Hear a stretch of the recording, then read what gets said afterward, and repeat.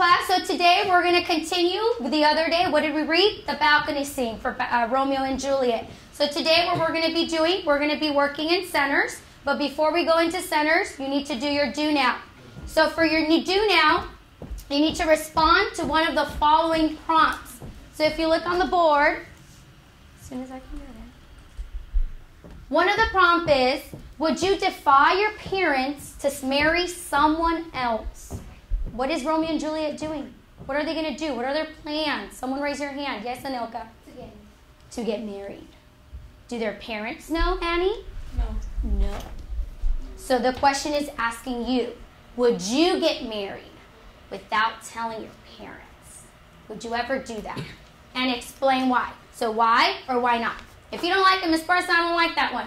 I give you a second choice. Number 2, can you fall in love in less than one day? The do now is my bell ringer, my warm-up. I call it do now because I expect my students to do it now as soon as they walk in through my door.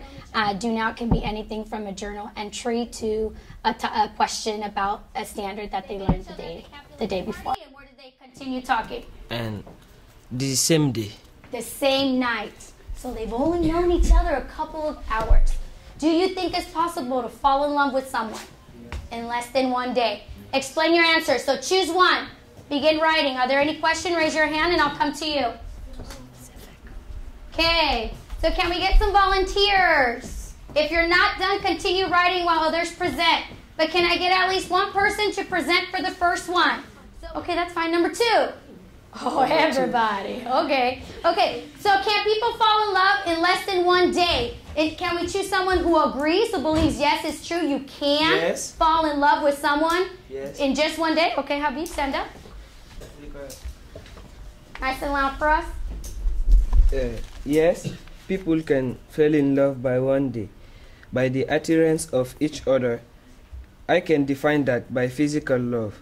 That means they love each other by the physical, like when the girl is pretty or she got good shape or she's nice, you can see her smiling and you think that she's nice and she's not. So today, these are the schedule for the rotations. So my tigers, raise your hand, my tigers. My tigers. So with today, my tigers, you're going to be working with me. So if I can have you all move to the back table, bring a sheet of paper, your packet with me. So what you're going to be doing with me, that's my teacher-led station. This is what's led by me. You're going to have my assistance throughout this station. So I have this graphic organizer here. So take one. And this goes for everybody. Everybody should have their eyes on me because eventually you're going to get to me. So this may not be what you're doing first, but if you can see up there, you're going to do either second, third, or fourth. So what we're going to be working on is literary devices. Remember, foreshadowing, personification, plot, conflict, theme. You're going to be working with that with me. And we're going to be finding quotes in Romeo and Juliet. And then we're going to be finding those quotes and putting them in our graphic organizer, which is right here. And then we're going to write which literary device the quote is using or the quote is supporting. And then we're going together to brainstorm what is the significance. How does this quote show theme? Or how does this quote show or prove the conflict in Romeo and Juliet? Got it? Then we're going to be moving on into independent work. And those are my dragons. Dragons. My dragons. You're so quiet, dragons. Okay. So for independent work, my dragons, you're going to be doing this either second, third, or fourth. But the dragons, you are first. So this is your worksheet, your handout. What you're going to be doing, you'll be analyzing Romeo. Romeo in the play of Romeo and Juliet. So if you can see here, I already have an example. This is how you fill out your sheet of paper. The steps are right here. So number 1, you will analyze the character of Romeo and Juliet in the play using this graphic organizer here. Then you will list 5 adjectives that describe the character and use evidence from the text to support your answer. Meaning that you need to get evidence, quotes from the book that support why Romeo is a specific adjective. Then you need to choose 2 of the descriptive words, which is right here, and you're going to explain why those two words explain who Romeo is in the story. Okay? And then so you will follow all of the directions are in this handout. Do we understand? And remember, ask your captains. Your captains need to help you. So, okay, then what is next? The immortals. You're going to be first working on the group work. Dragons, I need your attention over here because you're going to be doing this next. So right now they're going to be working on the group work. And for the group work, this is what you're going to follow on your sheet of paper. We're going to be working on theme. Remember how I gave every team a theme that they need to track in the story? Do you remember? So individual versus society, that's Team Dragons. Passion versus reason, that's Team Tigers. Fate versus free will, that's Team 4 Stars. Parental control versus rebellious teens, that's Team Immortals. So you're going to find examples from the book, so you need to get books. And you're going to find examples that support your theme. So for example, in the first, you're going to find quotes, situations in the story that support your theme of rebellious teens and parental control. And you're going to explain how is it that this situation in the book relates to your theme. Do we understand? Yes? And that's what you're going to be doing as well. So you're going to be copying this on your own sheet of paper. And you need your books. You have to go get your books. Yes. And then my 4 stars, you're going to be working in the computer station first. So, I have it on the computer. So for story plot, do you remember how we did Storybird the other 2 days? Today, you're going to be doing exactly that. If you look on the board, it's right here. So today, you're going to be working on Storybird for the balcony scene. The instructions are on your right-hand side, and you're going to rewrite the balcony scene in your own words. What are all those love words that they tell each other, how they express their love, how they persuade each other to go get married without telling their parents? So all of that, you're going to retell it, but in your own words, okay? And you're going to be making the storybooks. If I can have you all move to the computers now. So remember, when you are in your centers, I am with a group. You cannot ask me questions. You have a captain. Ask your captain. If your captain doesn't know, ask the other 2 people in your team before you come and ask me. Do we understand? Okay, so if you can see down on your paper, make sure you write your name on it.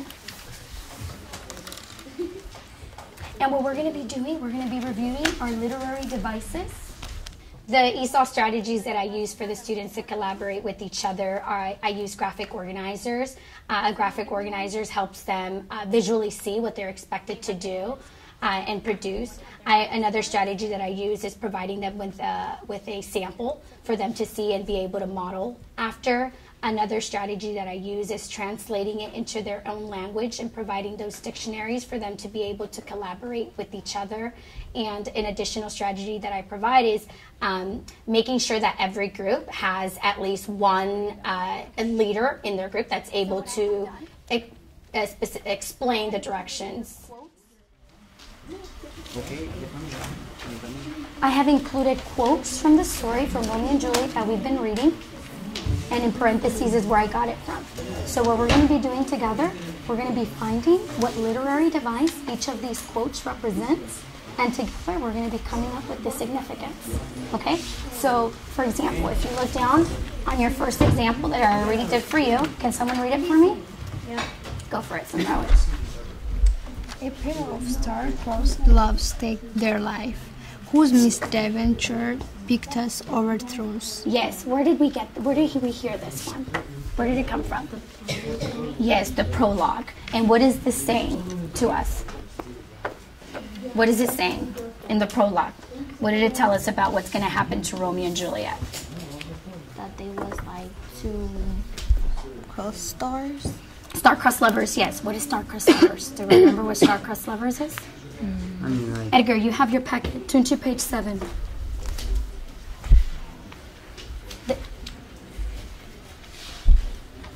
What is star-crossed lovers? Where's your notes?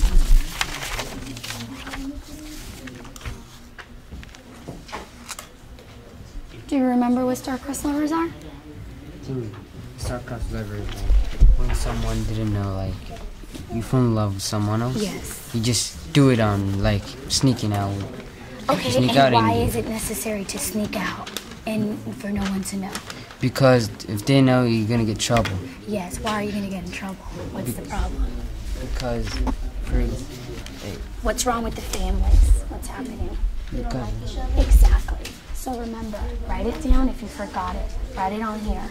Take the notes. Star-crossed lovers are when there's two people in love where the families or society disagrees and does not want them together. Okay? So in this case, they love each other, but they can't be together because their families despise each other. So, what if the author is telling us in advance what's going to happen at the end of the story? Which literary device is that? Do you remember?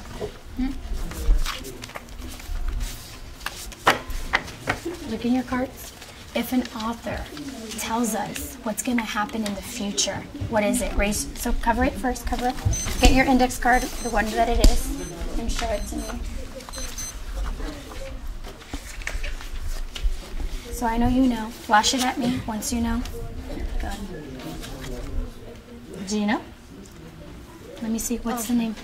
Good. Let me see, Edgar. We're waiting on you. how do you say it?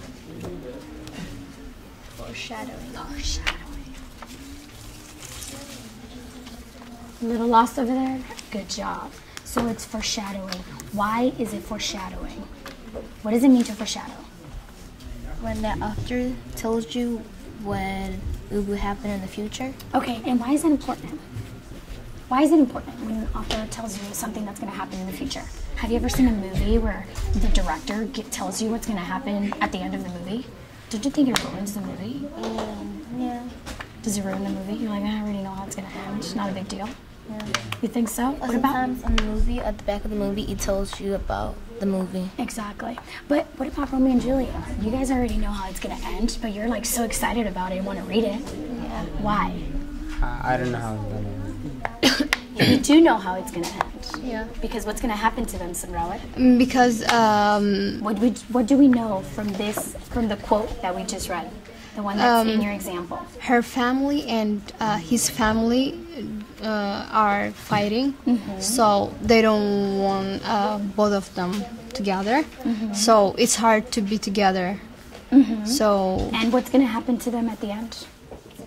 I use Storybird as my technology center because I find it very necessary for students to be able to recall the information that they're hearing. Romeo and Juliet, it's a story that goes really fast and so many actions within it. And them being English language learners, I need to make sure that they're understanding every step that is happening in Romeo and Juliet. Before students were able to access Storybird, I had to model it for them. So what I did, I created my own assignment for myself that I had to model in front of the students. I put it over the overhead and I walked them through every step of creating their Storybird, and then they were able to see what the steps were into creating their own. Then once they watched me, they had to do the same thing using different words, different pictures for the same assignment for their own. Find your coach and the team together and make some explanation about how it is relative between the parental control and your coach.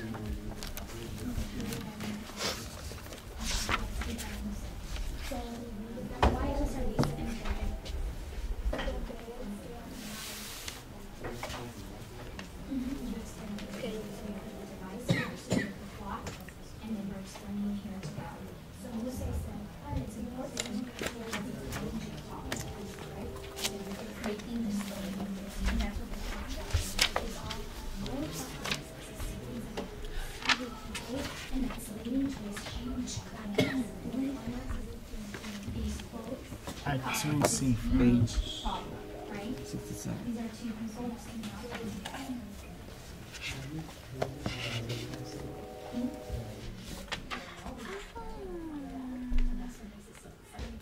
Sí es cierto, The students use the dictionary in many different ways. Because I have so many students that speak different language, they utilize the dictionary to find a word that they don't understand or to find a synonym of a word, as well as to translate what a prompt or a question is saying to their language to be able to understand it. So start wrapping it up. We're going to be rotating in 30 seconds. Okay, start wrapping it up. 10, 9, 7, 6, 5, 4, 3, 2, 1. Okay, so if you look up on the board, we need to rotate. So if you did not finish, that is more work for you that you have to do during spring break. So I need you to wrap it up.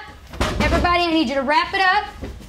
So for independent work, the next people to do independent work are the immortals. So this is for you. So I need you to put this away. Put it away, Allison, Habib, Olivier, Jimmy. Now you're going to be working on this, okay? The same thing. So you're going to be working on the independent work. Very good. On Romeo. Next, my group work. So next for group work are my tigers. So you guys are going to be working on your theme. So if you need to grab another book, grab another book. Because everybody needs a book. And we're going to be working together, okay? Your team's going to be working together in finding examples of how we see passion and reason in Romeo and Juliet.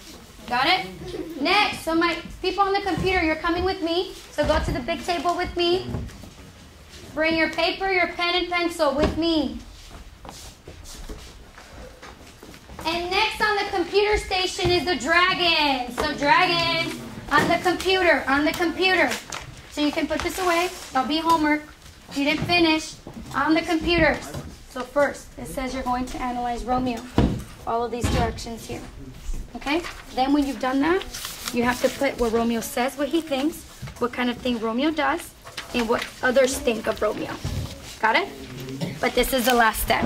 First, I need you to work on this first. Follow those steps. All right. Do we understand, Captain? Yes, ma'am. You're going to lead your group? All right. All right. I'm ready. Thank you.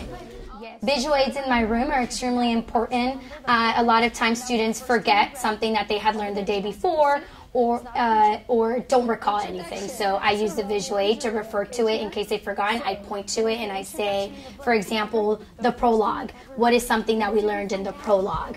And they have that visual to look back to it in the classroom. And that's what we find out here. So what is the word called when we know, when the author tells us what's going to happen in the future? Do we remember what that literary device is? I give you the example.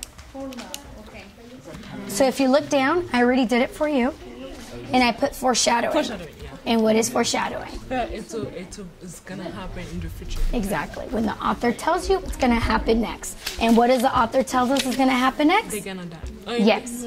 So, why do you think the author would tell you the ending? To make you feel make you read. Make you read more interesting. What did you say, Victor? More you understand. So you understand and you know what's going to happen? Very good. It's to get you excited. Yeah, intention. Yes, that's the intention of a foreshadowing. So if you look at my significance, it would also, I didn't include to get the reader excited. So if you can please write that down. It's to get the reader excited. And that is why the author includes foreshadowing. Where is it? Okay. So Tran, here is the quote. Here I put what it is. And then here we explain the significance. So I need you to add here that it's also to make the reader, to get the reader excited. I used my supersized visual aids, which were my flashcards. I used them because the students had a lot of different quotes in the graphic organizer, and I needed them to only zone in on that specific quote. Additionally, because they are English language learners, they need a lot of visuals, and focusing in on a specific quote, they're able to physically see the quote and be able to visualize what I'm talking about. Anyone else. His name is Romeo. He's a monarch. He's the only son of your once Worst. enemies. Very good. Do you remember who said this? Yes, Juliet said his name is Romeo. Who said if he's married, I think I'll die? No, this one is Juliet. The second one is the nurse. I can't hear you. The first one is Juliet. The Okay. second one is the nurse. Very good. So if you didn't know, so the first one, if he's married, Juliet says it, and then the nurse says his name is Romeo. And I included another one that's not in there. When Romeo says, is she at Capulet? Oh, this is a heavy price to pay. My life is in the hands of my enemy, right? So all of these quotes, what is it making you think, or what is it making you want to do? These quotes here. Why do you think the author included these quotes? To explain to explain the story more, to make the story more interesting. Yes, good, to make the story more interesting. So it's creating all these events. Why else on this side? Gentlemen, what do we think? What else are we finding out through these quotes? Is this a problem? Is this important? What happens in these quotes? Why? So like our tribe together to gather together. So they're gonna try to be together. They have tribal together. So it's hard for them to be Yes. together. It's try. Okay. So what do we call when the author gives us a different events, different problems that are happening in the story? Do you remember that word? Fate. What is fate? Fate, like what is a God gave you to think about. So that's destiny. Yeah. So that's one of the themes, fate versus free will. Yeah. Okay, so you're saying that this quote reflects fate versus free will, one of the themes? Yeah. Good. Okay, so how does the author deliver his theme? Through what? You don't remember? Through its plot. Okay? Through its plot. So these quotes are an example of the plot. What are the plot? What is the plot? Events. The problems in the story. And this is what makes up the story. It's what makes it very exciting. So I need you to write that down. So in literary device, it's plot. And why is the author giving us all this information? Why is it important? To show the changes in the story. Yes, so the changes that are happening in the story. What else is this, Gian? You had mentioned it earlier. What else is this doing? These quotes. Okay, we're going to wrap it up. Let's go. Bring it back. Bring it back. Number 1. What is a theme that has been shown in Romeo and Juliet? The purpose of the exit slip that I gave the students today was on theme. At the end of Romeo and Juliet, once the drama unit is concluded, they're expected to write a literary analysis essay on theme, especially because they are ESOL. A lot of scaffolding is needed. So I've been walking them through step by step, opposed to giving them the essay at the end of the unit and them not having done anything with theme. The results of the exit slips I will use to know which students are understanding themes and which aren't. This may become my next do now for the following day, or it may be another mini lesson that I'd have to model for students to completely understand what themes is. And or this may be my next teacher-led group and I may need to pull out those specific students to reach each theme to them.